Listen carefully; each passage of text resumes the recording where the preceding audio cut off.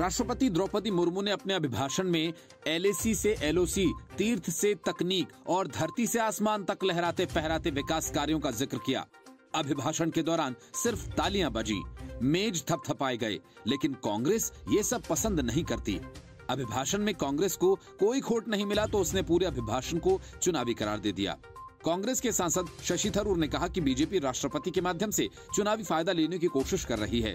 कांग्रेस नेता शशि थरूर ने कहा कि राष्ट्रपति चुनाव नहीं लड़ते, लेकिन ऐसा लग रहा था जैसे बीजेपी सरकार अपना अगला चुनाव अभियान उनके माध्यम से चला रही है। पूरा भाषण एक चुनावी भाषण लगा। वे सरकार के किए गए हर काम की प्रशंसा करने की कोशिश कर रही थीं। हम इसके लिए राष्ट्रपति द्रौपदी मुर्मू को जिम्मेदार नहीं कह सकते, क्योंकि भाषण मौजूदा केंद्र सरकार ने लिखा था। उन्होंने साथ ही कहा कि वो उन चीजों को भी छोड़ रही थीं जिसमें सरकार का प्रदर्शन अच्छा नहीं रहा। राष्ट्रपति द्रौपदी मुर्मू ने बजट सत्र के पहले दिन संसद के दोनों सदनों की संयुक्त बैठक को संबोधित करते हुए अपने पहले अभिभाषण में कहा कि देश ने उस सोच को बदला जो प्रगति और प्रकृति को परस्पर विरोधी मानती थी। सरकार विकास को गति देने के साथ हरित वृद्धि पर भी ध्यान दे रही है और पूरे विश्व को मिशन लाइफ से जोड़ने पर जोर दे रही है।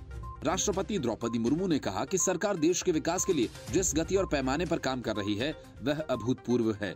उन्होंने कहा कि देश को विश्व का सबसे प्रतिस्पर्धी लॉजिस्टिक केंद्र बनाने के लिए सरकार काम कर रही है। इसके लिए पिछले वर्ष देश में राष्ट्रीय लॉजिस्टिक नीति लागू की गई है। इस नीति के लागू होने से लॉजिस्टिक से जुड़ी लागत में काफी कमी आएगी। वित्त मंत्री निर्मला सीतारमण 1 फरवरी को बजट पेश करेंगी। सीतारमण का ये मोदी सरकार के दूसरे कार्यकाल का अंतिम पूर्ण बजट होगा।